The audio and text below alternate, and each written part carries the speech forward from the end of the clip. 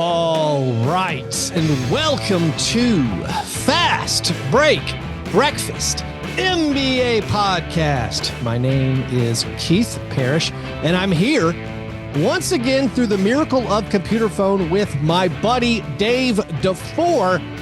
Dave, good morning. How's the West Coast? It's amazing. It's amazing. And I didn't completely set up my laptop this morning, so... Are you setting up your laptop right now? I'm going to make some noise as I put my laptop up on the little stand, that changes the angle so I can actually... Oh, if you're watching on YouTube, we just got a crotch shot. You were not Jeffrey Toobin Zoom meeting. Good job, Dave, wearing pants. Dave, I've been trying out a nickname on you. I'm going with Dave to 48 minutes. How are we feeling? Dave to 48 minutes of hell. I think that one works. Feel like it works. I think it works pretty well. Until I start coaching soccer, and it's the 90 minutes. Dave to 90 minutes doesn't work. It doesn't work with your name. 45 minutes. I'm good. Dave to 45 minutes each half plus stoppage time to 4. Right. I said your last name twice. That's like Trey Murphy the third. Apparently, there's a controversy. Is it? If it's Trey, that's already the third. You are the third. The third Murphy the third. So no. I like saying Trey Murphy 3. Got a lot of pushback on that. Why? Dave, why? I don't know. Like Wade Baldwin 4. It's fine with me. Yeah. Dave, come on, let's get more creative.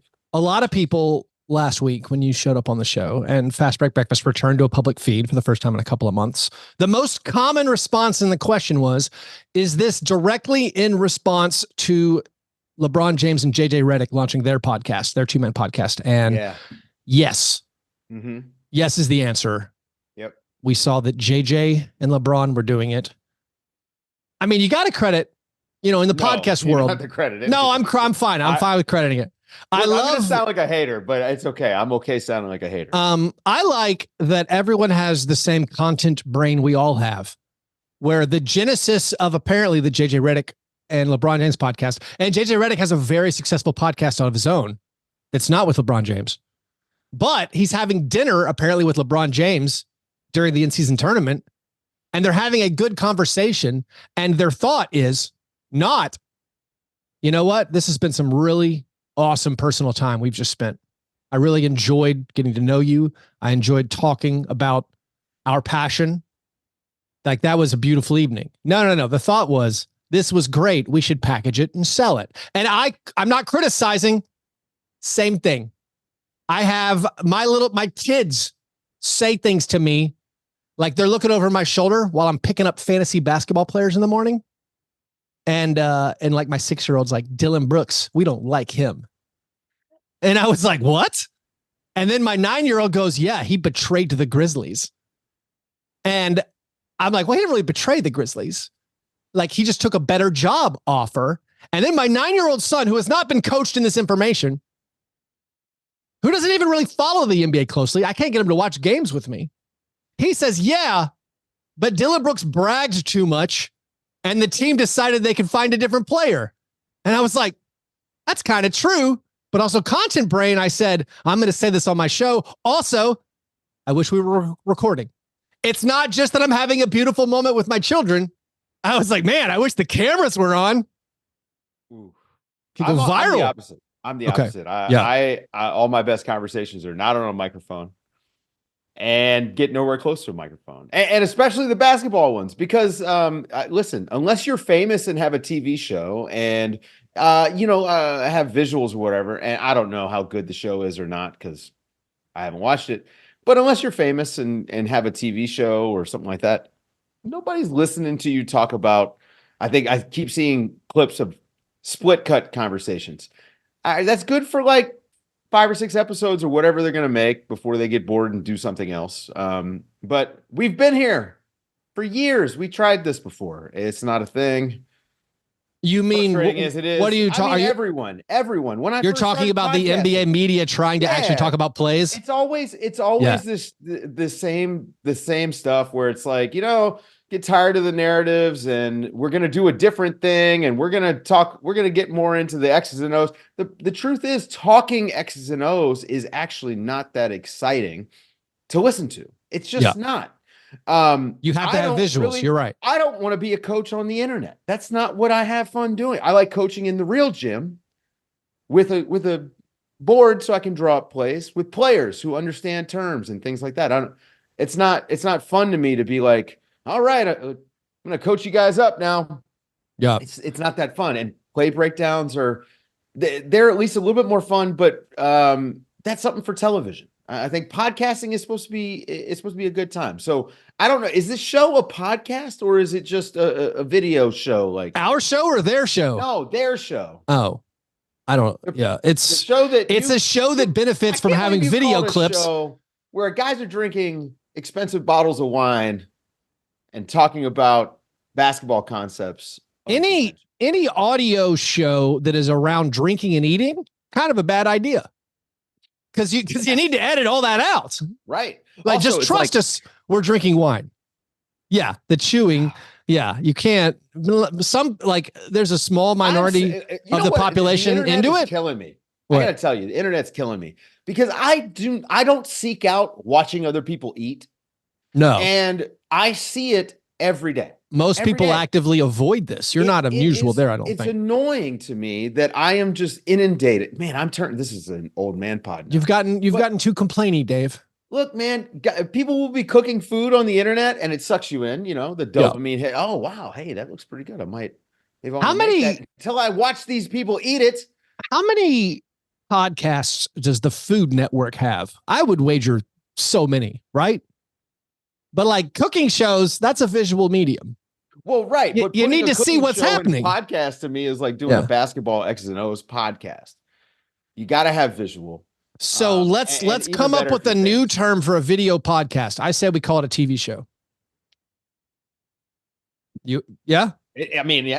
Congratulations to LeBron James and JJ Redick on their new TV show. Yeah. Anyways, Dave. That's really. It's just like, oh, we're reinventing the wheel. No, you're not. They're going to be talking about whether or not Domantas Sabonis can do it in the playoffs within 2 episodes. Yeah. Oh yeah, because that's is it going to work in the playoffs? Where it goes. Last week, Dave, you had a breakfast. I did not have a breakfast. You chastised me. I'll let you know. I felt pressure coming on today. I'm like, well, I can't show up empty-handed. I had Smart Start cereal. My wife's on like a health kick. And she decided she wanted to start eating like one bowl of cereal every morning. And she wanted to start eating, I don't know, like fruits. She already eats very healthy, does not have a sweet tooth, but anyway, there was cereal here. I ate it. It's so good. It's so delicious. Only problem, very crunchy. And I'm not sure it's out of my teeth yet. I feel like you got to go full cleaning after eating this bowl of cereal. I got to look up this cereal because I'm trying to figure out what it's Smart Start because Smart Start look like. Has a picture of Marcus Smart on the cover. Is this? No, it's just like, I don't know. It was like a lot of brown sugar. I feel like on top of it, it was pretty sweet. Honestly, pretty sweet for something calling itself Smart Start. Does it have any, did you put any fruit in it or? No. Okay. So I want to look at the ingredients. It's got some vitamins. Don't dive too deep. This is not Dave's Health Corner. Well, I'm just. You had leftover pizza last week, Dave. Did you break the fast today? No, I did not. You know what? Because I'm running a little late this morning. So it's just my homemade cold. Your homemade cold brew? Cold brew? Or, man. There you go. Cold brew. Oh yeah. Well done. Very simple. Very good. We didn't do it last week, but I figure we're getting back in the rhythm of things, and so let's do it this week.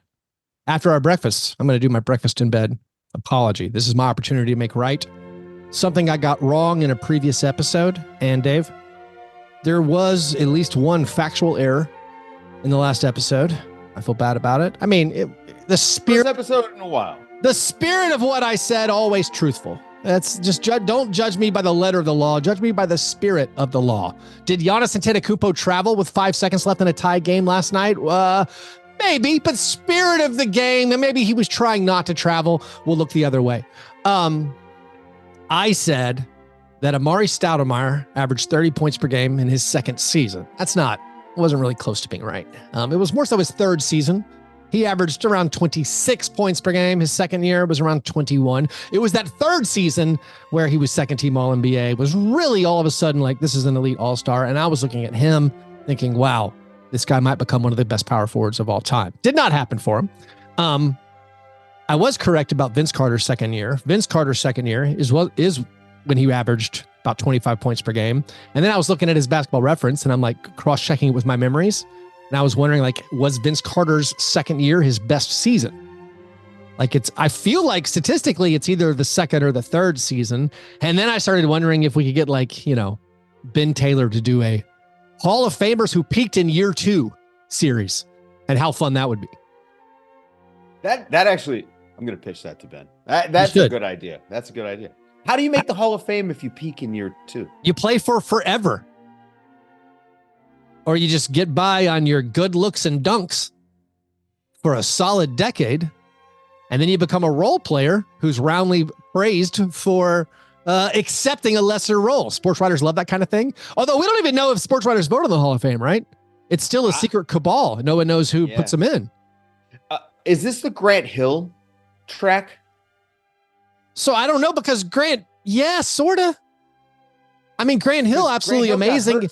He was totally derailed by injury and Fila's, but but Vince Carter not derailed by injury. Just Vince Carter kind of, could we say moody? Yeah, sure. Mercurial, that's a way to put it. Yeah, for a few years, played his way out of Toronto, tried hard again on the Nets. They weren't really any good, and then he just kind of bounced around for a little bit. Yeah. Then he teamed up with Grant Hill, I feel like, in Phoenix. Didn't it? Grant Hill and Vince Carter. Mm-hmm. It's one of those teams that, like, you can if you say an NBA player's name, I can picture them in a Suns jersey. And that orange Sherbert Suns night, I'm like, oh yeah, I think, in the late or the 2000s, I think he did.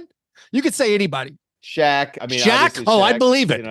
Yeah. Whoa. Was Shaq a Sun? Sure, why not? Wait, isn't that where Shaq got the idea for that Shaq versus or? I mean, Shaq, we're joking. Shaq definitely played. Yeah, he played on the for Suns. I know. That's where. Speaking of misremembering things, I don't know if you saw this on League Pass on Tuesday night. One of the play-by-play guys.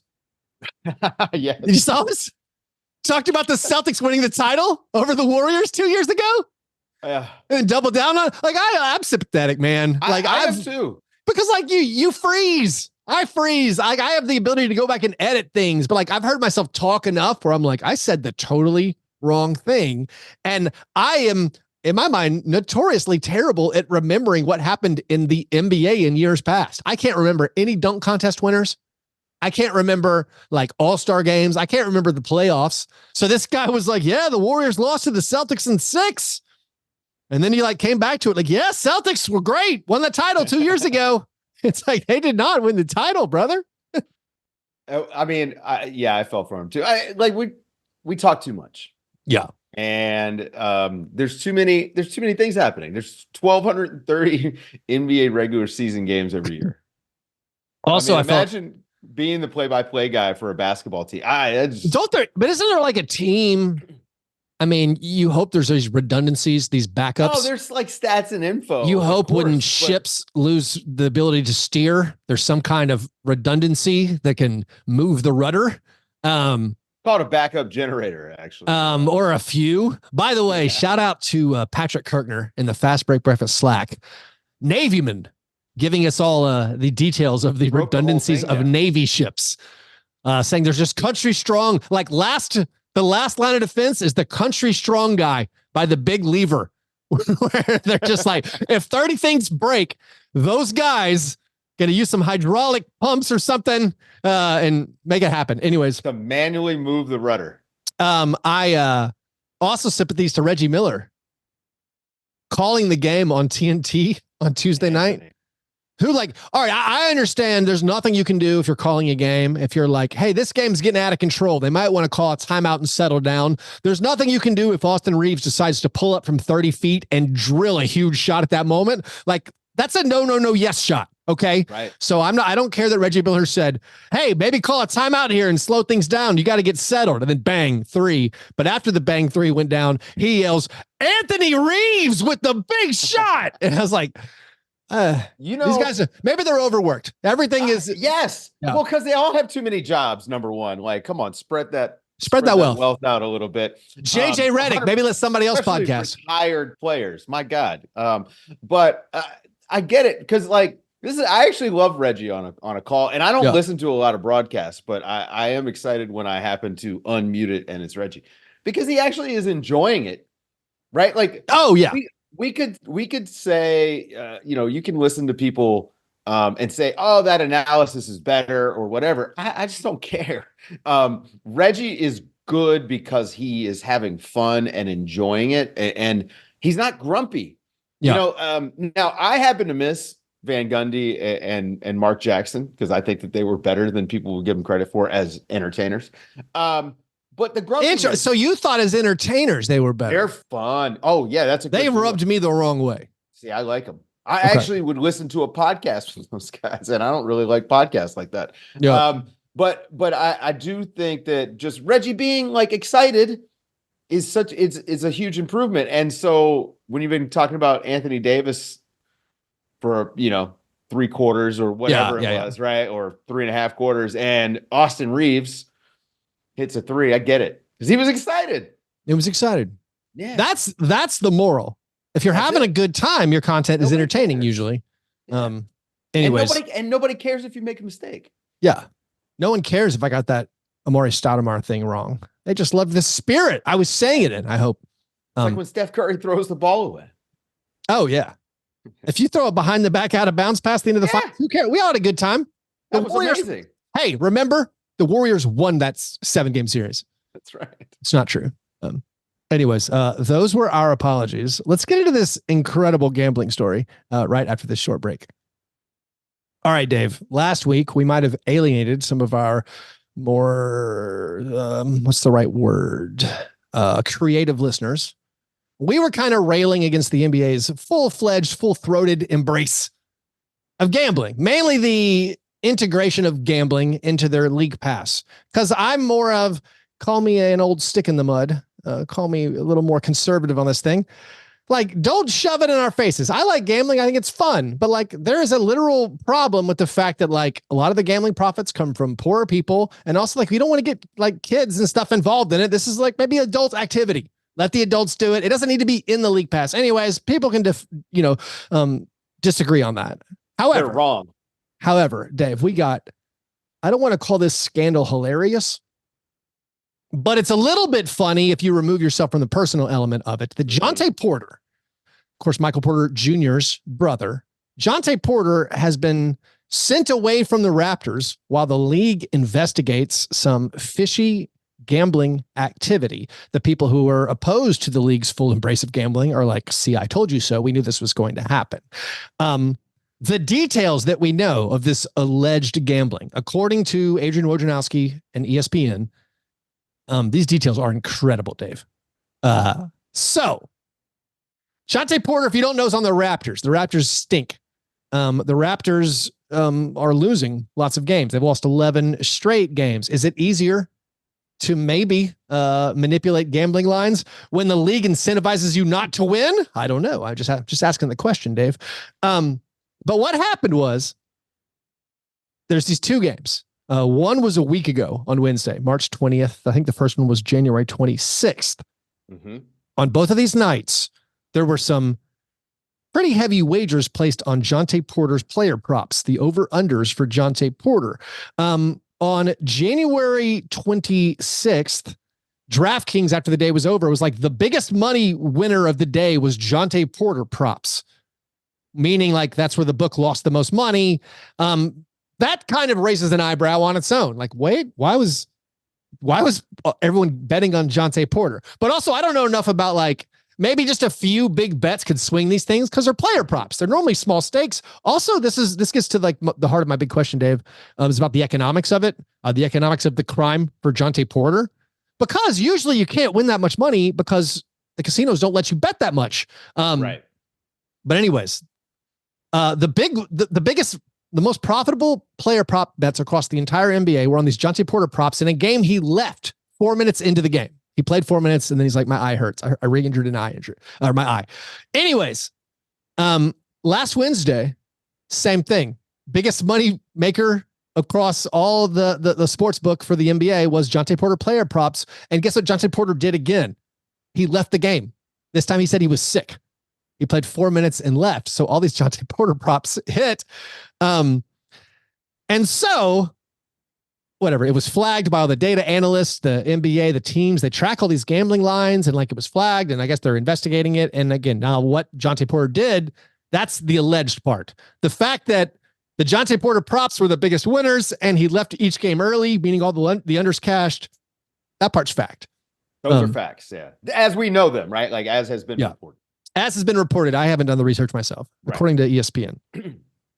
Dave, how much money should Jontay Porter have been paid if, in fact, he did do this crime? Like, what's the walkaway amount? Because he's risking he's lifetime not making ban. That much money for an NBA player, right? He's making $450 for this year, and he is struggled. But that's prorated, right? Wasn't he on a? It was prorated. Okay. So, and he was one of the good stories for the Raptors this year. Like, he's the guy. I was super high on Jontay Porter in his draft class. He's a great connector. He's a good player, but has struggled with injuries. I mean, I think everybody at this point, if they're listening to Fast Break Breakfast, they probably know who Jontay Porter is. So he's not making a ton of money, right? Like, this is the where the gambling thing is going to be the problem. It's not going to be like LeBron. Well, there is that whole Maverick Carter thing, but not that LeBron has anything to do with that. But it is when you have these guys that are in this scenario and like his future is completely uncertain. There's no guarantee he was going to be back next year. There's no guarantee, but don't you feel like it was tracking in that way? It seemed like he played himself into a roster spot. It seemed that way. Like, I mean, he opened a lot of eyes, was getting big minutes, was playing really well. He needed to make, I don't know, $500,000 at least. That's what I'm thinking. If you're not walking away with $500,000, what are you doing? Because I think the odds of him getting a minimum contract next year were pretty good. At the very least, he could be a 10-day guy. If you put together a few 10-day contracts, you're already back to making a few $100,000. Right. If you make a minimum contract, that's basically $2 million. So like he has an NBA career to go for. Now I have a theory here. What's your theory? I think a lot of stuff is just done for clout, man. And I think people like the internet has warped people's brains. Apparently, and I don't know if this is true or not, but people are starting to find social media accounts. Apparently, there's a Discord. Yeah, I saw this. The Jontay Porter Discord discussing like financial advice, but that was more about crypto, as far as I could tell, right? Right. So he's already kind of into some of these, like, I would say, darker corners of the internet. Spencer Dinwiddie-isms? Sure. Yeah. And so, like, I mean, what if it's just like, I think I can get away with this. Oh. And it's a wink and a nod. You know, I don't know. Like, I can't imagine. Like, it's not about his money. I can't imagine, because this is the worst move he could make for his money. I feel like he's hooking other people up. You know, that's so this I like this. This theory is the Tom Sizemore and Heat theory. The action is the juice. Never seen Heat. Oh, well, that's, I guess, an oversight. But it's him saying, well, like, I don't care about the risk in the bank heist. For me, right, it's not the money, it's the action. Because like I've also saw a video. Man, this banked in three that he took in a game. Where he looks sick to have made the bank. And you're saying he missed on purpose, and it went in. Bad three. It's a really bad, wide open shot, and he banks it in straight on. I mean, he would like. I don't know. Look, video. You can go. I can read anything I want from any single mistake or even good play. But I'd say this: we would all feel differently if he was betting overs on himself, right? Yeah. What if we just got rid of unders? It does feel like the easiest under to manipulate if you're a big man is three-pointers made, because even accidentally banking in a three notwithstanding, no one's going to say much if you pass up a wide open three. Like maybe Coach Rajakovic is like, hey man, shoot that shot. We believe in you. You got to let that fly. And he's like, my bad, coach. But like, there's not going to be a game where Jontay Porter is like passing up 4 threes. There's not that many opportunities. And he like, even that he could avoid like drifting out to the 3-point line. He could do other things usually. So that's one, the big winner for that second game was it was like under 0.5. Right. 3-pointers made per game. So that feels like the easiest one to manipulate. But again, I go back to the economics of this. Like, how much money could, if these things are true, or if just we go with a theoretical activity, because Woj is saying the bets placed were between 10 and 20 grand. Like, do we know the odds? Yeah, like, are these parlays? Like, is this like did they parlay under threes, under rebounds, under steals? Because then it can add up to like getting 20 times your money back. By the way, this is totally unrelated, but Shohei Ohtani, who is going through his own Major League Baseball have this weird scandal where the interpreter maybe stole money. Initially, I have a theory on this too. Initially, it was reported that like maybe Ohtani was paying off his interpreter's gambling debts, but then it's now been said that no, the interpreter stole. Before I hear your theory, one of the funniest conspiracy theories I saw on social media, where someone had this big thread of all these sketchy maneuvers that Ohtani had made. And they're like saying, in this game right here, he gave up 3 earned run or 6 earned run, whatever. One of them was saying Ohtani placed a $10,000 bet with a bookie in Japan at plus 25, or $100,000 bet at plus 2,500 odds, meaning it would pay out 250 to 1, meaning it would pay out $2.5 billion. And I was like, I think the math on your conspiracy is a little off there. I don't think any bookie is going to take a bet where they pay out $2.5 billion. The Russian government was the bookie. All right. What's your Ohtani theory? Well, I mean, I don't think Ohtani is involved in this. Right. And, this is all just for purely entertainment speculation. Right. These are not facts. And I would go back to like Tim Duncan, man. Like Tim Duncan. How many rich people do you know, Keith? Like, I know some really rich people, and I don't think they actually know where their money is all the time, unless they're super into their money. Yeah. And athletes kind of have a lot going on. It's natural to trust your financial advisors. You've hired someone to help you. You assume they're helping you. And in Ohtani's situation, translator, and it's almost like he's a personal assistant as well. Yeah. So, I'm reading stories about other translators, and they talk about the access they have, to help players in their daily lives, bank accounts and all these other things that you need to function often are in their hands, So, I just think like, it seems to me like there's impropriety, but I don't think Ohtani did anything. I feel bad for that guy, man. Yeah. I mean, there's been like you alluded to Tim Duncan. Tim Duncan was robbed of there was a scandal where he just lost millions and millions of dollars because there's been a lot of those. There's been a lot of NBA situations where players have had financial advisors who initially were basically embezzling their money, getting their going back to Jontay. Yeah, I want to go back to the player props thing because I think it's interesting. The NCAA has come out today, basically saying. The president, Charlie Baker, said that they want to ban prop bets on college athletes. Yeah.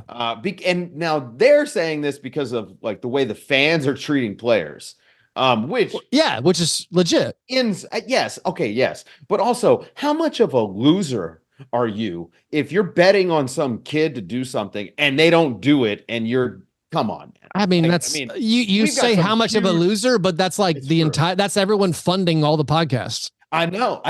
And it's like, look, you just need to eat that loss. I don't know what you're preaching to the choir here. I don't think there's that many listeners who are like, I'm one of the people who tags players on the internet or get JB Bickerstaff's phone and threatens him over playing time for guys. Unhinged. We're a little bit more unhinged than we were. I mean, I don't know if banning prop bets matters or if it's useful. This feels reactionary, but like it still feels like we've plunged into this gambling thing, right? And like Europe's had gambling forever, like or at least relative to us, to the US. Good there either. Yeah, and you have all kinds of tennis and soccer and all kinds of. There's boxing. Obviously, there's always been boxing scandals.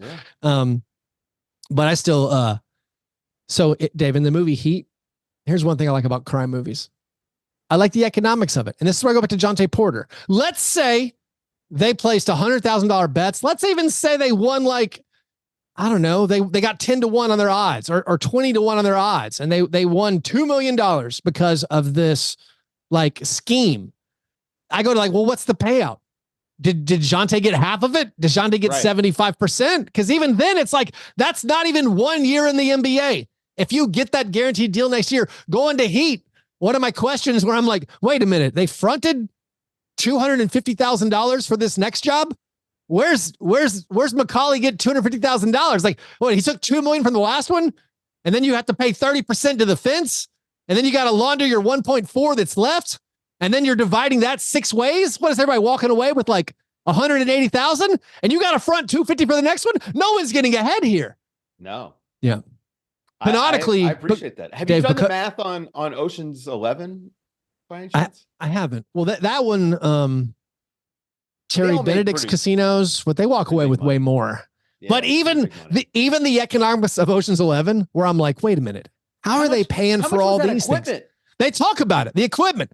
Yeah. Like you got 11 guys in your crew. They got to eat, man. Is everybody on their own? You expense they that? Got catering. They're doing catering and they're writing that off for sure. You know, no, canonically, Dave, I read Heat 2, the novel.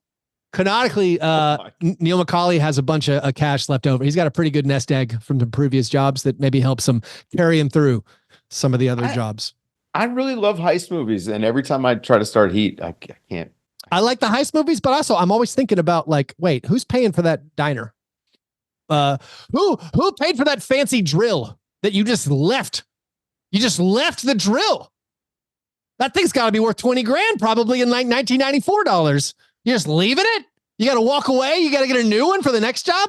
I'm always very curious. But Jontay, I don't think the math adds up for this being worth risking jail and a lifetime ban. Again, all for the Michael Caine head nod at the end of the Batman trilogy. You know what I mean? Like, this is headed towards, he needs to be banned. It's going to be banned. It's an easy ban because he's a fringe player. That's right. He's nothing. And it's funny. I don't know if you guys, Zach Harper writes the bounce over at The Athletic, and it's very good. I got to bleep out The Athletic. I can't have you. I'm just kidding. Dave Dufour from The Athletic. Yes. But Zach was right. It's very good. It's very good. And he hit on that today. It's kind of, if you were going to choose a player to make an example of, he's the perfect one. Yep. Just hammer him as hard as you can. I hope FIBA comes in, hammers him, and keep him out of sports. Yeah, it's a mess, and he's going to have due process in some ways. Yeah. Also he's not going to have he's not going to have due process with the NBA. No, I can tell you that as a Ja Morant fan. Man, Ja conduct detrimental, Dave. That's a pretty big one. Let's talk about the on-court play. Yes. There are so many amazing storylines and amazing races. Porter guy is having a great season. Jontay Porter, part of the Raptors, taking over the 6th worst record from the Grizzlies. Man, this is one of the most blatant tanks I can remember. We say this every year. Tuesday night, was it Tuesday or Monday? I think it was last night. It was stark because there was like 11 games or 10 games. There was 2 awesome ones on national TV. Good job. The rest of them were all farces. It was all basketball farce. They didn't want to compete with Caitlin Clark. The Wizards have won 3 straight. By the way, shout out to the Big 3 for offering Caitlin Clark a spot in the Big 3, trying to recruit her to play in the Big 3. That sounds amazing. Or at least saying that they offered a spot. Yeah, it's good publicity. I just gave it to you. Yeah. Speaking of free publicity, Dave, this is not basketball related, but it's breakfast related. 2 American institutions combining forces. McDonald's is going to start serving Krispy Kreme donuts. God bless America. I feel like this was already a thing. Didn't the in my mind, hadn't this happened? Yeah, right? I feel like I thought they had them in the Mick Cafe. And I'm from the South, so like Krispy Kreme over Dunkin' Donuts every day of the week. Those hot Krispy Kreme, are they going to be hot and fresh? Gotta be hot. I want to know. if they're how can not they get? Are they installing the conveyor belt, the donut conveyor belt right? at a McDonald's, or with the is glazed it just waterfall under a lamp? I don't want that. Yeah. Don't put it under the heat lamp. If anyone knows how to heat up food, it's McDonald's, Dave. Yeah, I know, but can we? We need like a miniaturized version of the Krispy Kreme sort of setup. That smell is important too. I got to get back to basketball. Dave, Donte DiVincenzo scored 40 points in a basketball game. The Pistons were mad about it. Donte DiVincenzo hit a Knicks franchise record 11 3-pointers. Here's the thing I totally can't remember. When did Donte DiVincenzo get so good? Is it just the Villanova power unlocked, like Voltron style on the Knicks? I mean, he played with Steph Curry for a year. And they let him go. I mean, they didn't pay him, but they couldn't keep him around. They couldn't pay the full. Yeah. I think they would have though. He's been bouncing around. I think, well, he was good in Milwaukee, and then he had the ankle issue when he did the little stint in Sacramento, and then he was great in Golden State. But he's been a good player in the NBA, I think, his whole career. He's been solid. He's been okay. He's been a fifth starter in my That's fine. Yeah, a fifth starter. That's fair. Yeah, that's pretty good. The Knicks have just, look, man, Tom Thibodeau can coach. I'll say that. Thibodeau, you give Tom Thibodeau a team of small guards, and he is going to, I don't know, he's going to create something out of it. And he has completely unleashed these guys. I mean, some of the shots that they're taking, imagine a Tom Thibodeau team, where a guy makes 11 threes. That's not his offense. So he clearly has made a bunch of changes, but DiVincenzo could just shoot. I mean, I think he figured something out. He went on the little press tour a couple weeks ago, I guess, doing interviews, and he talked about learning from Steph Curry about, different shooting angles and stuff like that. But it's clearly just a confidence thing. Or is this Brady Anderson hitting 52 home runs? Oh, you're implicating him. No. I see what you're doing, Dave. That's reckless. Did he get LASIK? Maybe he got LASIK. Yeah, his stats, like for the season, this is a guy who, like you said, on the Warriors played 26 minutes a game. The year before that on the Kings, 26 minutes a game, although he only played, it was, cut short because of injury. When he was on the Bucks, he had seasons he played 28 minutes per game. His points per game on those teams, it was like 10, 9. And all of a sudden, he's going like 15 points per game this year, but recently, and it's obviously there's the injuries and no Julius Randle, no OG Anunoby, but like for a while, the dude's just been lighting it up, and his per 100 possession numbers are just absurd. Where he's like 27 points per game per 100, or 27 points per 100 possessions, and like the 3-point volume is way up, 11 attempts per 100 possessions, and like I don't know, he's been incredible, and it's one of those where like when he got signed, when the Knicks signed him, much like when they signed Jalen Brunson. No one threw a parade, no one was like, all right, that's fine.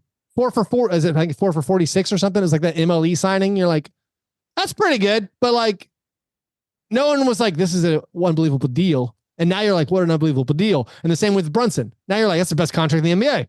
And, Brunson we saw coming. I think that last season in Dallas, like you didn't know he was going to be able to continue to get better. I'm saying really no one there. When whatever the Brunson deal was, when it was like 4 for 120 or something. 120, yeah. But like even when people signed that, you're like, oh man, they got aggressive. They went for Brunson. But now it's like, that is an unbelievable value. I can't find anyone screaming this was an unbelievable value in my memory back when that signing happened. It was good. You're like, good job by the Knicks getting an all-star level point guard, maybe, like getting a good point guard you otherwise couldn't have gotten. Getting that guy in free agency never happens anymore. But now he's all NBA, type guy. That explosion or that rise feels sort of unexpected. You're going to hate this take. But the DiVincenzo thing is exactly why 3-point volume is where it's at. Oh, yeah. Because if you look, this is the highest 3-point volume of his career. By far his most productive season, like you said, as far as like numbers go. He's shooting like 8.5 threes a game. Yeah. When you have a 40%, 38% 3-point shooter, just finding more opportunities for them to get looks. I mean, I think it's pretty obvious that DiVincenzo is just kind of benefiting from that also. Yep. But performing up to his own standards with the higher volume. So it's really good. So the Knicks have overtaken the Magic. They're now up into the 4th seed. The Magic, I mean, what? I think the Knicks are threatening the Bucks, man. I mean, they're hot on their heels and getting healthier. It's going to be hard for, I feel like the Knicks aren't going to, I mean, making up 3 games over the final 10 basically is going to be hard. But like, you got the Magic, you got the Pacers and the Knicks all like 1 game apart. They're all out of that play-in fray.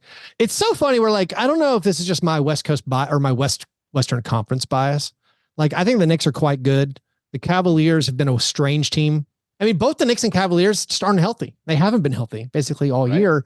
The Cavs weirdly, when healthy, don't do as well. But like, I definitely consider the Magic and Pacers to be a cut beneath those teams. And I don't even trust the Knicks and Cavs that much. Is this, what do you say? Do you agree that those teams are lesser?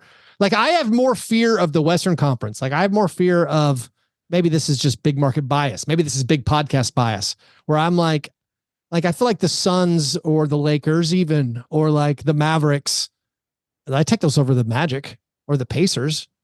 I mean, like definitely. No one's picking the Magic over those teams. I mean, and even the Knicks, it's like, I don't know, but I feel like I'm always wrong about the Eastern Conference because I watch them less. So yeah. I would say that you're accurate. Okay. The Western Conference is going to be a war.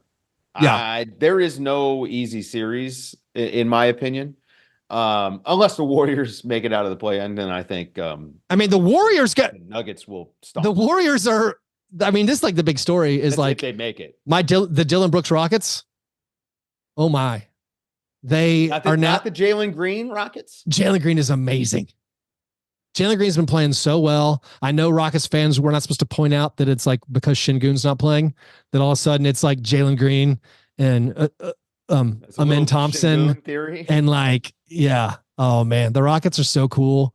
Right now they're using free agency to become a top 5 defensive team. Is like, again, that never happens. Most people thought the Dillon Brooks thing was an overpay, paying Fred VanVleet, bringing in 2 of the least efficient offensive players, and hiring Ime Udoka. And guess what? Top 5 defense. And they're bearing down on the Warriors. I mean, the Warriors right now, if the play-in started, it'd be the winner go home. 1 game playoff between the Lakers and the Warriors. Incredible. The Rockets, that's perennial at this point. It really is. They own the play-in. Yeah. When I think about Jalen Green going off, did you see this story? So Jalen Green's been awesome the last however many, 15 games, 20 games. He's been playing really, really well. I believe it was the Athletics' Shams Charania who said that the Rockets had offered Jalen Green and multiple firsts for Mikal Bridges. Meanwhile, the Nets cannot win a game. They are just improving the Rockets' own draft pick. Like, the Rockets are trying to give the Nets all their draft picks back. That's what most people have thought. And they said no. Mikal Bridges. For Mikal Bridges. I don't know if all these are unique first rounders, but I believe, as far as I can tell, the Nets turned down 9 first round picks to be 27 and 45. Here's what I'm adding. 4 were offered for Mikal Bridges. I heard 3 were offered for Cam Johnson, and then 2 were offered for Dorian Finney-Smith. Now, maybe those are all the same draft picks, which I think they might have been. I think the Grizzlies might have said, we'll give you 2 for DFS, 3 for Cam, 4 for Mikal. So maybe it's not 9 unique draft picks were offered, but they're like, no. We want to be 18 games under 500. We want to do this. Yeah. And they think they're going to get stars or something. Or at least that's the reporting. Donovan Mitchell, come on down. Free agency is dead. Yeah, they're going to have to trade for Donovan Mitchell. Or what if it's Damian Lillard? You know, where's Damian Lillard's moving again? Oh, the Bucks are hot, except for losing to the LeBron-less Lakers. Again. Speaking of that loss, that can segue us into the awards segment of the program.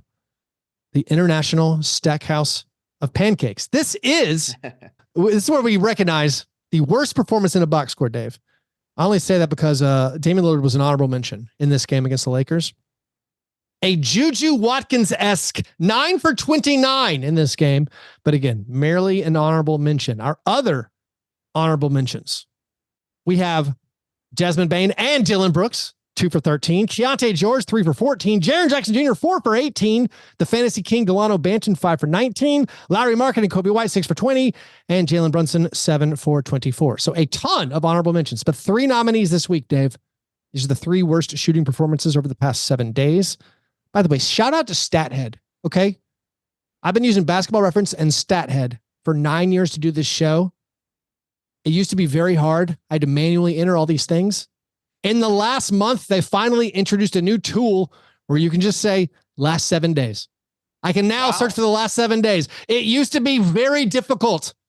Thanks. It's 9 years, but not a moment too late or not a moment too soon. Anyways, the worst 3 performances from the last week. We have Trey Murphy, the third. Trey Murphy, 3. In a win over the Pistons, he was 1 for 12, 8 points, 8 rebounds, 2 assists, 1 steal, 4 blocks, 1 turnover, 2 personal fouls.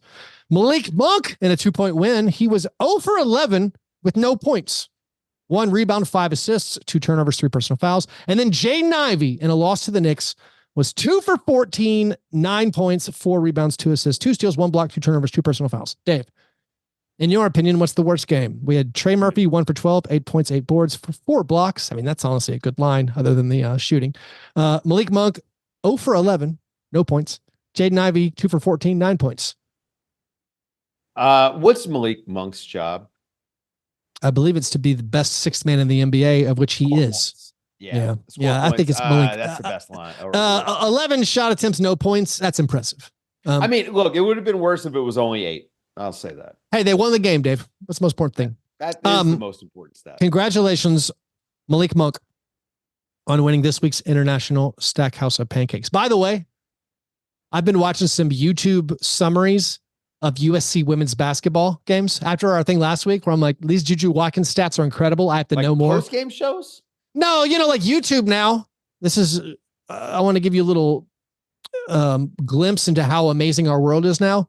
YouTube just has like 10-minute packages of like basically every sporting event that ever happened. So I watched the 10-minute highlight clip of the USC tournament games just to see some Juju Watkins shots. Man, these are, again, they're not showing me the misses. But her finishing in the lane, her like the athletic Euro steps going past people, very, very impressive. She's so good. Anyways, Dave, let's do a listener submitted question. It's been a second. We have a single listener submitted question coming up right after this quick break. It is now time for the listener submitted question, the croissant questioner. All right, Dave. Magnus asks, the question King Magnus asks, actually, he sets up a scenario. He lets us know, Dave, the King Cake Baby, the New Orleans Pelicans King Cake Baby mascot, costs $300 an hour to rent. Magnus would like to know if we got a 90-minute freebie, which would be $450 worth of King Cake Baby. If we got a 90-minute freebie of the King Cake Baby, what would we use it for? Okay, so you can rent the person and like the mascot. Like this is the person showing up in the outfit. I assume it's not just the outfit. I assume they probably have some. And what was the price? $300 an hour. Man, that's steep. I was gonna say I'd like have them mow the lawn or something in the outfit just because it would be funny. But as long as you could film it, I mean, you got to make a TikTok of it while you still can. That maybe is that my broken content brain? I should just have a conversation and a nice glass of wine with the King Cake Baby. I mean, where were you born? Does the King Cake Baby have like a thing hidden inside of it somewhere? Do you know? Like, you're saying the King Cake Baby, you should cut open the King Cake Baby and see if you can find a cake. See if you a reverse of the King Cake. Yeah. An inverted King Cake. That's sick, Dave. No, I don't know. I don't. What can you do with it? You're probably not allowed to like film a music video with it. That's probably a higher fee. I like. Is it in my mind? It's just good for jump scares. Yeah, to like just walk around the city. You wouldn't film it because you would just live. We're making art, not content. That's right. You would walk around the city block and it'd be like, hey, just hide around that corner and then jump out. Do the thing where you spotter at the gym, Spot's amazing. Just random stuff. It's amazing to me that we live in a time where you can rent a mascot. I mean, what about officiate a wedding? I mean, basically getting someone to do your wedding, that'll cost you $300 for you. That'll cost you $300 an hour. Yeah. More than that. If it's like, do you want me to play piano at your wedding? Yeah. That's $300 an hour. Yeah. That's the rate. Keith piano for $600. Could I do it in the King Cake Baby outfit? Would they rent me? What if you gave them specific parameters? If you have to sign a thing, you do nothing untoward. You have a morals clause. Put a deposit down like it's yeah. I love hang on to your credit card. The King Cake Baby 1. It's amazing. It only comes out during the Lent season. Basically, it comes out on Ash Wednesday. Hilarious. I am still a little bit bitter that the King Cake Baby Twitter account was stolen from Mason Ginsberg, where they eminent domained it back in the day. This is before even Musk took over. This is the old owners. They stole it from a Pelicans blogger. That's not cool. You can eminent domain? Yeah. Twitter They just did. I didn't even like it was a Pelicans blogger. Just be like, hey, we're the Pelicans. Can we have this account? Or, hey, we'll give you tickets to it. Like the price probably wouldn't have been that high, but they eminent domained it. They seized it. Also, King Cake Baby, not a trademark of the New Orleans Pelicans. No, that's just a term. Anyways, funny. It's hard to know what to do with it, but the Pelicans are good. Dave, they are good. When we look at the Western Conference, and this is the conference I watch the most of, I once again don't know. Like, I can't differentiate these teams. Where like the Pelicans, the Clippers are falling apart, but do we care? I honestly don't really care. I'm like, I saw them basically go, they won like 25 out of 30 games at one point. They were like, really good. They looked amazing. But like you have the Pelicans and the Clippers, and then like the Mavericks are getting close. The Kings, the Kings, no one's picking the Kings to do anything in the playoffs, right? No. They have the Sabonis ceiling. So, yeah, I think that we're all kind of we know where they are and who they are, and they should just be happy with that. That team hasn't had sustained success for a long time. And then the Timberwolves. So, like, there's the Timberwolves. Yeah. How do you rank those West teams? Well, I mean, I definitely have the Timberwolves above the rest of them, but I think at this point, I've got the Pelicans above the Clippers because it seems like everybody that could be a 4 or 5 right there. Hate Paul George. I don't know. The Mavs, they're 11-0 with Gafford and Luka in the starting lineup together. That is significant. And Kyrie Irving looks healthier and more spry and has been quieter than he has been in years. Well, hasn't he? No distractions. Here's a stat I don't know. I'm just going to go. This is not a fact. This is just the spirit of this thing is true. Yeah. I think he's played 20 consecutive games. And he hadn't done that in like a decade. So he also has 5 dunks. Shout out to Tim Cato. Oh, 5 nice. dunks this season, which is the most of his career. Here's one thing we can wrap with this. One thing that I hear from people is they don't trust the Thunder. And I kind of believe in the Thunder. And when I say believe in the Thunder, like I would not be shocked. I mean, they're the 2 seed. The 2 seed's been a bad spot in the West the last 2 years. Shout out Memphis Grizzlies. But I believe the Thunder have a good shot to I'm not going to be surprised if they make the conference finals as long as they avoid Denver in the first round. Right. And for everybody, it's if you avoid Denver in the first round, you're good. Like I still think the Thunder are more likely to make the conference finals than like the Timberwolves or say the Clippers or the Pelicans if one of those teams ends up in like the 3 or the 6 spot. Again, I'm picking Denver over everybody still, but like I believe the Thunder to probably be the next best team. How do you see the Thunder when you rank the West behind the Nuggets? I think I'm there with you. The Timberwolves are just behind them to me, just because I think that they've got so much lineup flexibility. The Thunder, they have a puncher's chance. They've got 2 number ones, in my opinion, because Jalen Williams, like, people are going to find out about him, I think, for real in the playoffs.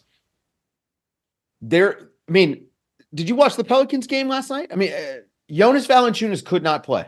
He couldn't stay on the. Well, they've stopped the Jonas thing. Like, he plays. I want to say he's at like 18 minutes per game, around there, over like the past 20 or 15 games. Like, they've stopped messing around. Like, they don't play him that much anymore. But they couldn't, right? So it's not like they went against Oklahoma City. They saw Chet. They saw how undersized they are, and they were like, you know what our best strategy is? Let's try to pound them. Mm-hmm. Let's try to play big. I think that's pretty telling, because the Pelicans do have that option. Jonas Valanciunas is a very good center. Yeah, he can do a lot for you offensively, and the fact that they weren't just saying, okay, that's our game plan against these guys. It's not like the Pelicans don't want to win right now. I think they do. They want home court in that 4-5 matchup. You got me thinking now, what if the Clippers are trying to get into the 6th seed to avoid Denver? I mean, you don't want to be in the 4-5. I mean, Denver might not even, Denver, it's not that with their 1 game up. So, like, it's a dangerous game. It's a dangerous game you're playing, but absolutely. I mean, normally I'm like, I don't know. A lot of times my thought is, well, you have to beat most teams, or like, you got to beat the best teams usually to win the finals, but it's not always true. I mean, Denver last year, not so much.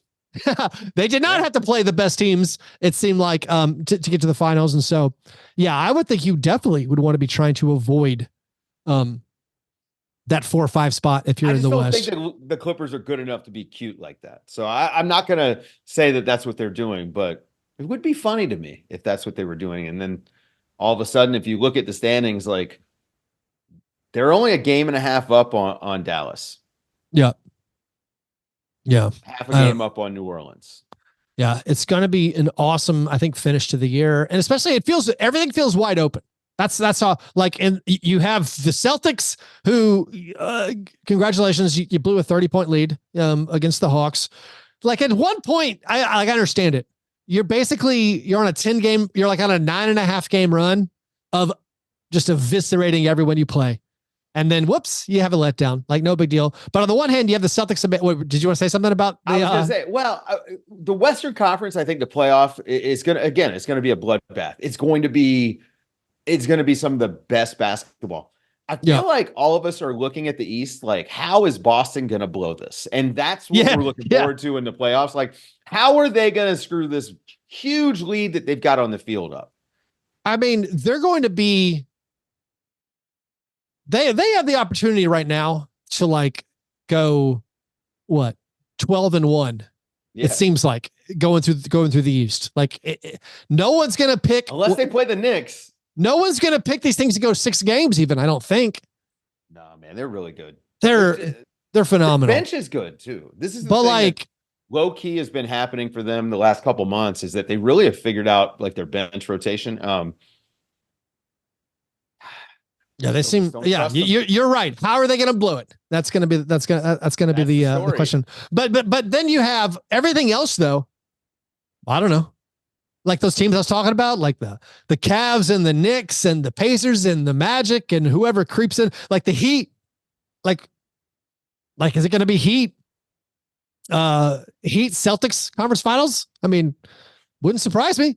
And then in the West, anything besides Denver not making the conference finals, I mean, the whole thing, in my opinion, and is the story about what's the other team to make the conference finals. Yeah. And how much of that is, like you said, did you dodge the Denver Nuggets? Because I just don't see the Nuggets losing. I just don't. I mean, Jokic being the best player in the world still. Murray healthy. Well, MPJ has had a great year. KCP is obviously good. They just get good shots every time. Only good shots. They get good shots. Like, they can fall down. Passing to himself off the basket. Yeah. Right. Like, I mean, you've seen this Harrison Wynn from DNVR. He's been chronicling this on video. Yeah. Where Jokic has now he's like, you know what? I'm fast enough and I'm smart enough. Let me just throw up a shot I know I'm going to miss. Yeah. And go tip it in, get the rebound. Yeah, he's added that to the arsenal. Yeah. The clip Harrison last showed was he's like, Jaren Jackson Jr.'s on me. I know he's not going to get the rebound. That's right. I'm going to go get it. He's going to go for the block.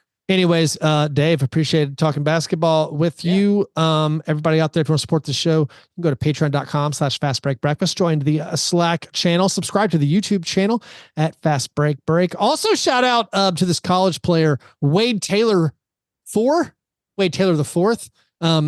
I believe he's on Texas A&M, but he had a 5 for 25 game in the NCAA tournament. 5 for 25 in college basketball, Dave. Was he the guy that missed 2 shots in the last 10 seconds for A&M?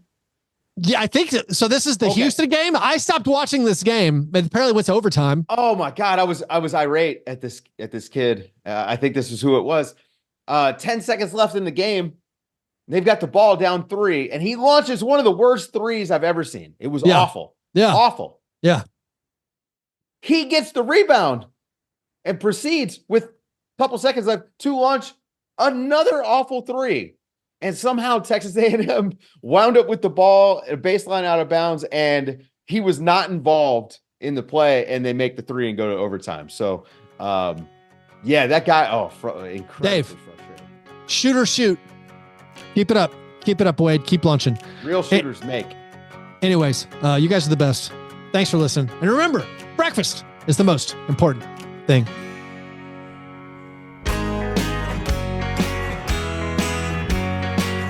Yeah, never apologize for being G&G. Fast break, man. You understand? I will remember.